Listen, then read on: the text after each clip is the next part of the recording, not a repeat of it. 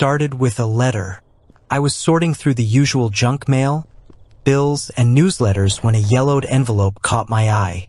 The handwriting on the front was elegant, almost Victorian in style, with my name scrawled across it, Mr. Thomas Hale. The return address was unfamiliar. Ravenwood Manor, a place I had never heard of. The letter inside was equally old-fashioned, the parchment paper brittle between my fingers. It was from a solicitor informing me that I had inherited an estate, a mansion in the English countryside. My great-aunt, a woman I had never met or even heard of, had passed away, and with no other heirs, the property was now mine. Felt like a strange dream. I had no recollection of any family members living in England, and certainly none as wealthy as to own a manor. Yet there it was, the invitation to visit Ravenwood Manor and claim my inheritance. 2 weeks later, I was on a plane, the uneasy excitement gnawing at my stomach. The thought of owning a sprawling mansion in the misty English countryside was surreal, like something out of a Gothic novel. I pictured high, crumbling stone walls, overgrown gardens, and the whisper of old ghosts in the corridors. Little did I know how accurate that last thought would be. Ravenwood Manor stood at the edge of a desolate moor, the thick fog that clung to the land giving it an eerie, otherworldly atmosphere. The house itself was massive, its dark, looming silhouette outlined against the gray sky. Ivy crept along its stone walls, and many of the windows appeared to be covered in a thin layer of grime. As I approached the front door, a chill ran down my spine.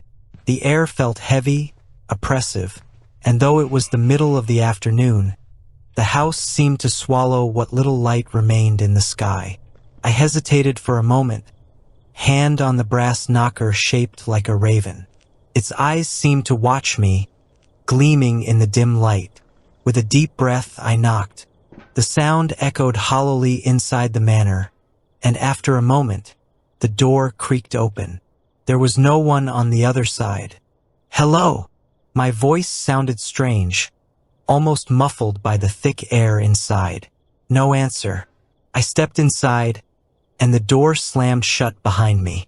I jumped at the sound, the echo bouncing off the high, vaulted ceilings. The entry hall was enormous, with a grand staircase leading up to the second floor.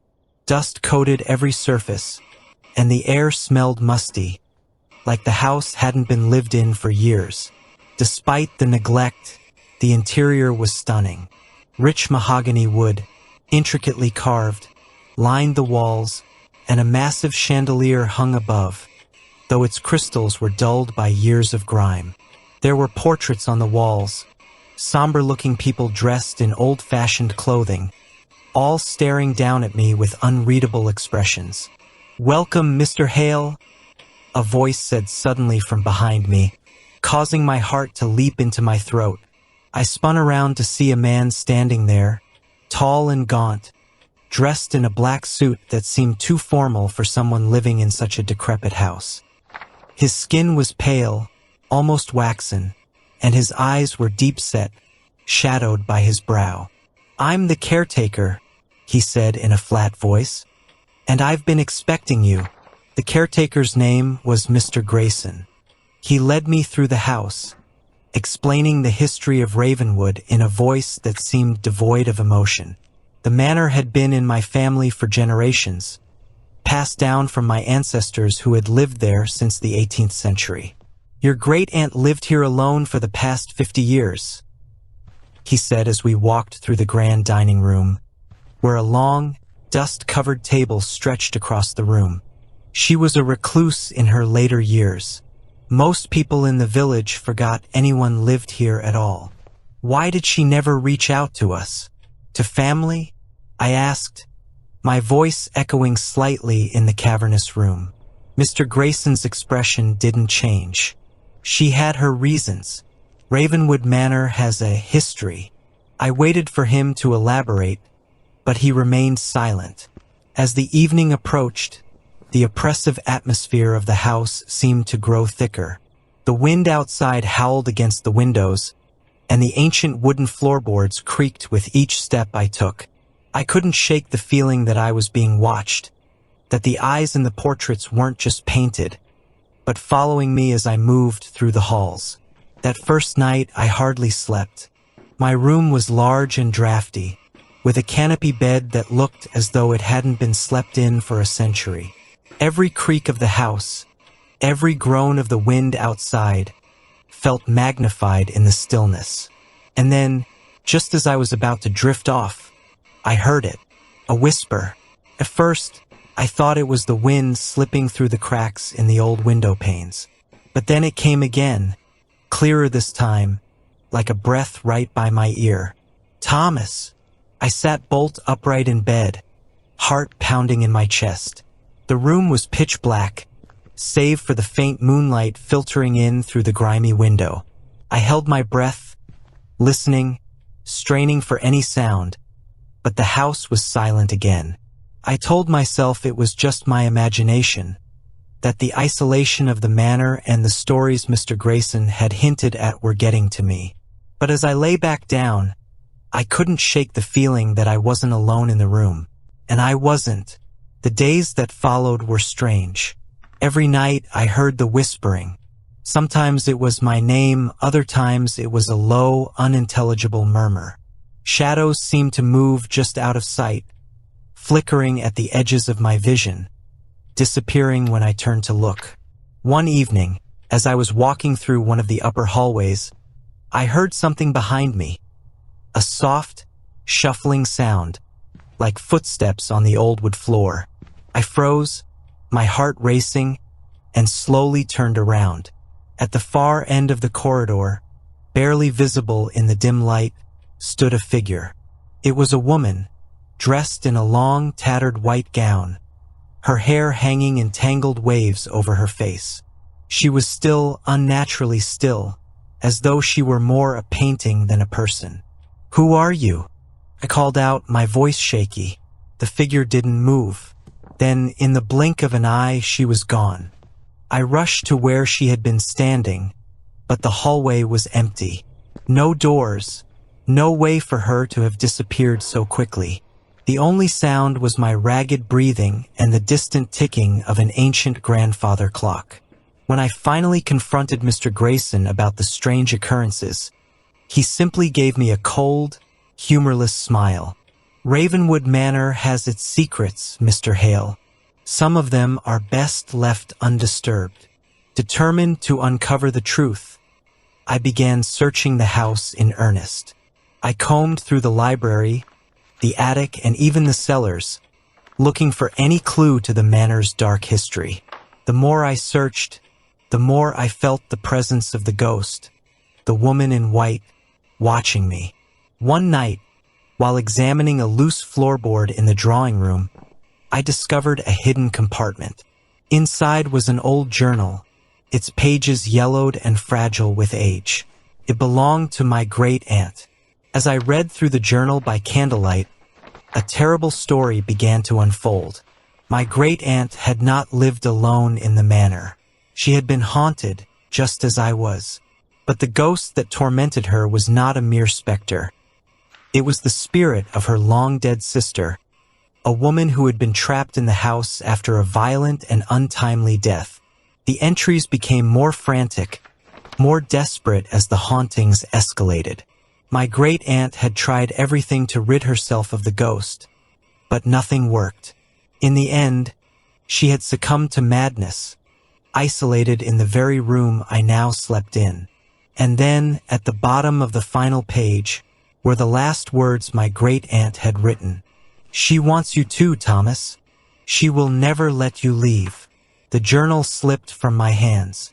The flickering candle cast long shadows on the walls, making the room feel smaller, as if the darkness itself was closing in on me. My great-aunt's final words echoed in my mind. "She will never let you leave." Suddenly, every whisper, every cold draft, every strange movement I had witnessed in Ravenwood Manor took on a new, horrifying clarity. The woman I had seen, the ghost, was not some lost soul wandering the halls. She was my ancestor, and her intentions were far more sinister than I had ever imagined. A low creak snapped me out of my trance. The door to the drawing room, which had been shut tightly when I entered, was slowly opening.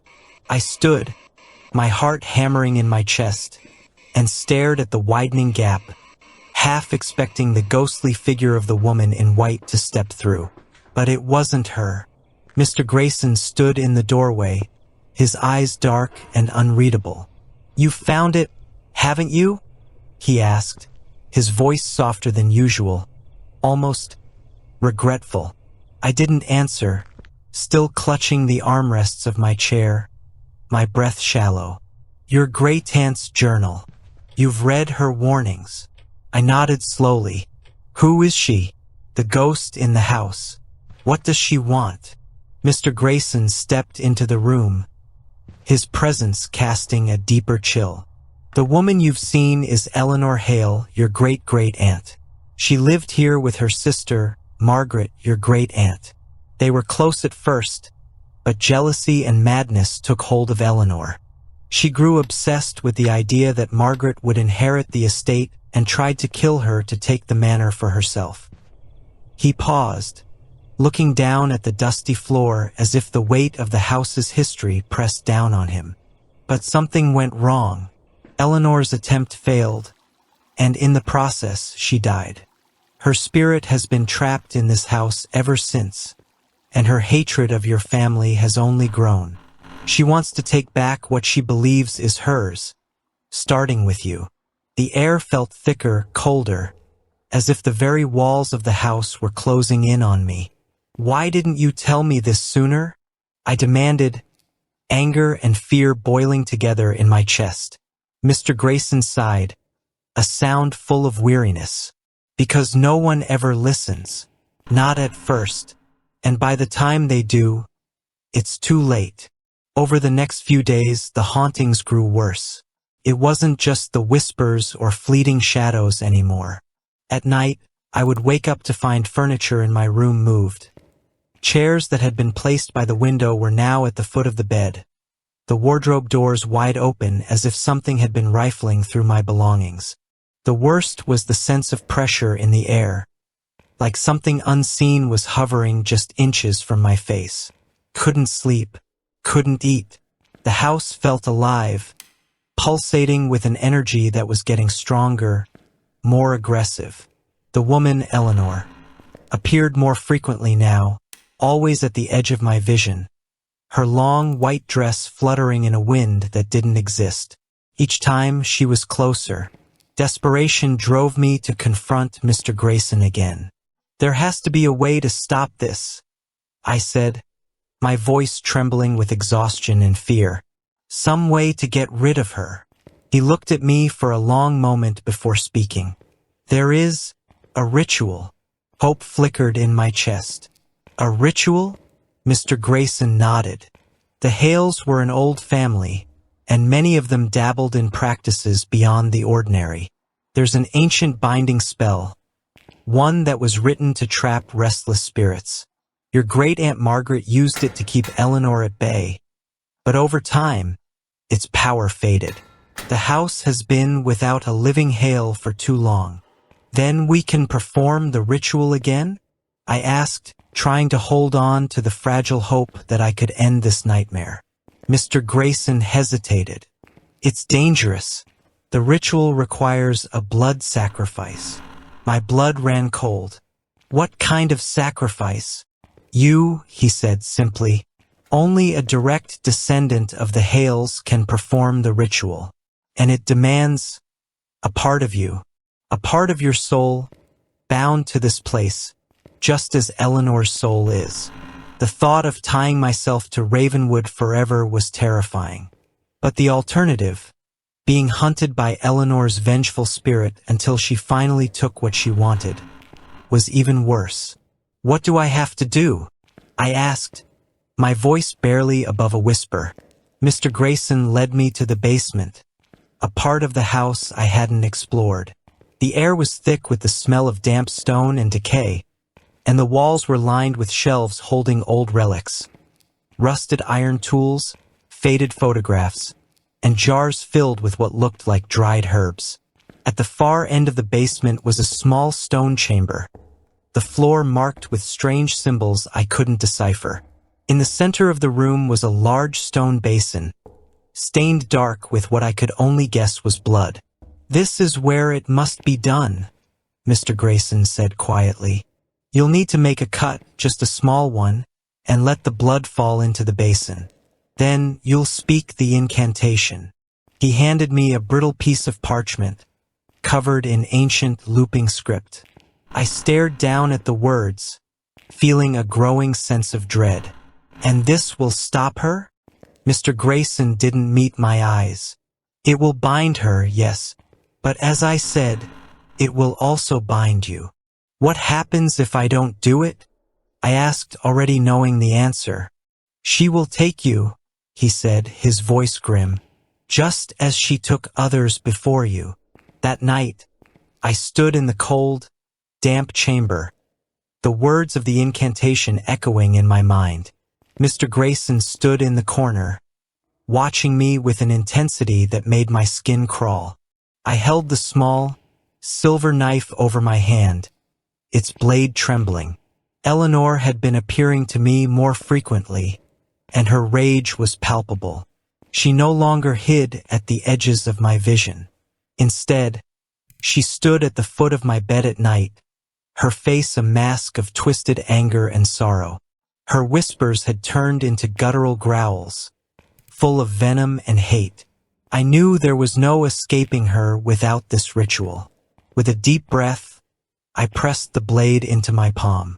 Pain flared as blood welled up, dripping into the stone basin below. The moment the first drop hit the basin, the room seemed to shift.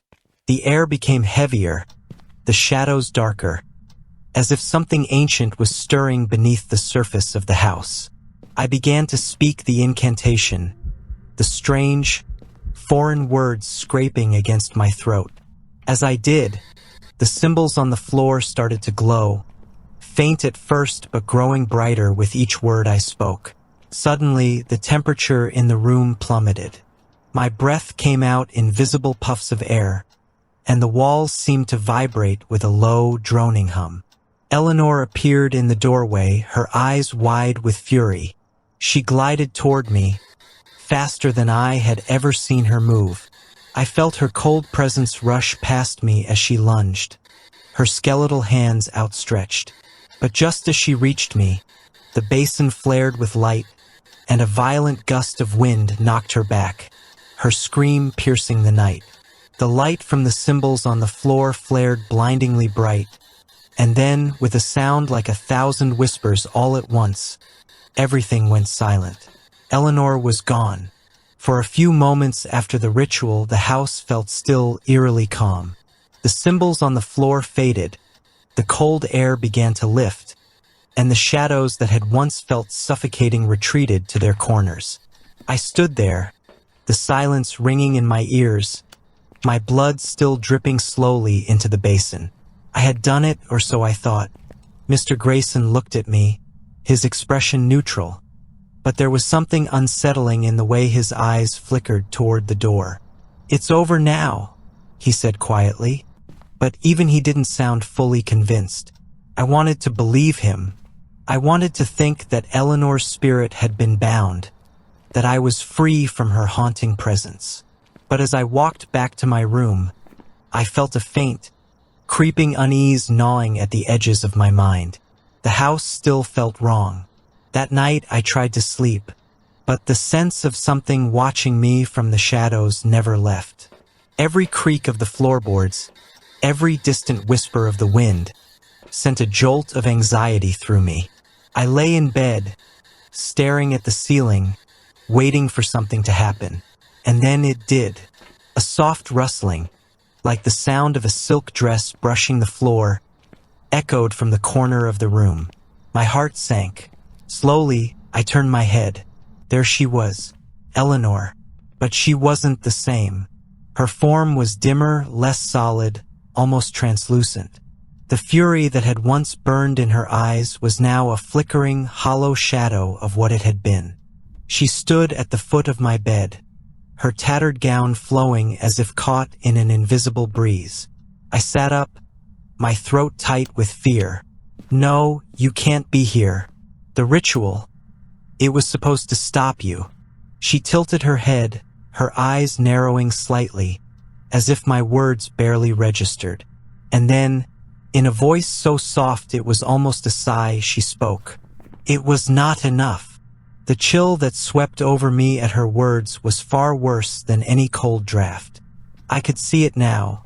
The ritual had weakened her, bound her to the manor in some way, but it hadn't been enough to stop her completely. She was still here, and worse, she was still connected to me. Why won't you leave me alone? Her form wavered, the edges of her figure flickering like a dying candle.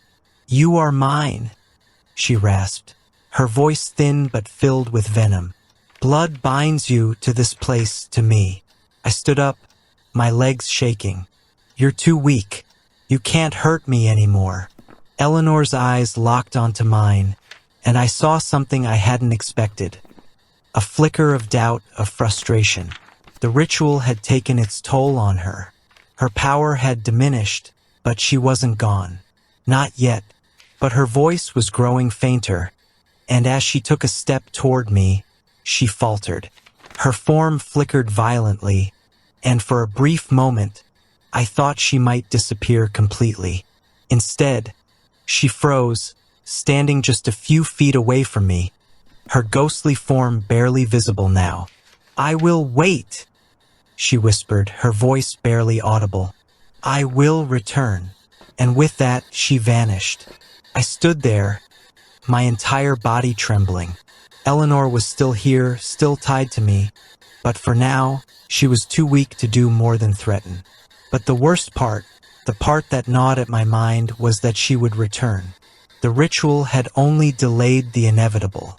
She had been weakened, yes, but not defeated. She would grow stronger again in time, feeding off the dark energy of the house, waiting for the moment when she could strike. I had bought myself some time, but Ravenwood Manor wasn't done with me yet. The next morning, I confronted Mr. Grayson again. I found him in the study, sitting by the cold fireplace as if waiting for me. His eyes were dull, tired, as though the weight of what we had done had finally settled on him. She's still here, I said flatly, standing in the doorway. He didn't look surprised. Instead, he let out a long, slow breath. I feared as much. I stepped closer, my anger rising. You knew this might happen, didn't you? You knew the ritual wouldn't fully stop her. Mr. Grayson's eyes finally met mine. I didn't know, he said, his voice soft but steady. I hoped it would be enough, but Ravenwood. This house, it holds on to things, dark things. I don't think any ritual could fully rid you of her. The weight of his words sank into me like stones. No ritual could fully rid me of her. I had sacrificed part of myself to that ritual, given my blood, bound my soul to this cursed house. And for what? To be haunted by the same vengeful ghost. Just weaker? There has to be another way, I said, my voice hard. Some way to end this, to break the connection between us. There might be, Mr. Grayson said slowly, but it would be dangerous, and it would require something far greater than a mere binding spell. I felt a flicker of hope. What is it? Mr. Grayson stood, walking over to an old bookshelf that I hadn't noticed before. He pulled down a dusty, leather-bound book, its cover embossed with strange symbols that sent a shiver down my spine. This, he said, handing the book to me, it contains the history of the Hales and Ravenwood Manor. Dark magic was woven into the very foundation of this house. If there is a way to sever the bond between you and Eleanor, it will be in here. I opened the book, flipping through its fragile pages. The text was written in a mixture of Latin and Old English, filled with rituals, curses, and strange symbols. My eyes landed on a passage that chilled me to the core. To sever the bond of blood, One must descend into the house's heart, where the shadows first took root. Only there can the curse be undone, but the price will be steep, and the darkness will not go quietly. The heart of the house? I asked, looking up at Mr. Grayson. He nodded. The place where it all began, the source of Ravenwood's power and Eleanor's rage. I swallowed hard, feeling the weight of the book in my hands. I had thought the ritual in the basement would be the end, but it was only the beginning. Now, I was being drawn deeper into the house's twisted history, into a darkness that had claimed countless souls before mine. But I had no choice. If I wanted to free myself from Eleanor, I would have to confront whatever lay at the heart of Ravenwood Manor. And I wasn't sure if I would survive it. The narrow staircase spiraled down into the depths of Ravenwood, the walls closing in like a stone throat. The air grew thick and cold, and with each step, it felt as though the weight of the house pressed down on me. The stone beneath my feet was damp and uneven, the walls lined with moss and rot. The further we descended, the more the oppressive atmosphere deepened. Finally, we reached the bottom, a vast underground chamber. The ceiling was high, but it was difficult to see its limits, as the weak light from our lantern barely penetrated the thick darkness. At the center of the room stood an ancient stone altar, cracked and weathered with age, surrounded by strange carvings etched into the floor, spiraling outward like a spider's web. "This is it," Mr. Grayson whispered, his voice trembling slightly. "The heart of the house." I stepped forward, feeling an overwhelming presence in the room. It wasn't just Eleanor. The house itself seemed to thrum with a dark, ancient energy. I could hear a low, rhythmic sound, like a heartbeat deep within the walls, and the temperature dropped even further as I approached the altar. Suddenly, the shadows shifted, and Eleanor appeared. Her ghostly form was barely holding together, flickering like a dying flame, but her hatred was palpable. She hovered just above the floor, her tattered white gown flowing as if caught in an invisible wind. Her eyes, once filled with rage, now held something far more dangerous: desperation. "You think you can take this from me?" Her voice was weak but full of venom. "This house, my house, is alive with me." I steeled myself, holding the book in one hand, my other clutching the knife I had brought.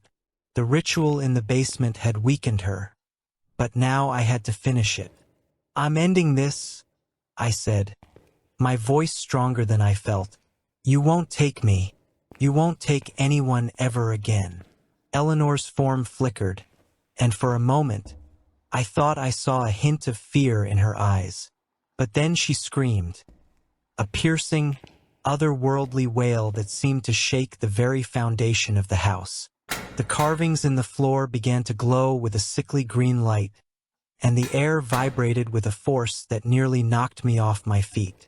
"You are bound to this place, just as I am," she shrieked, her form growing more unstable. "You cannot escape."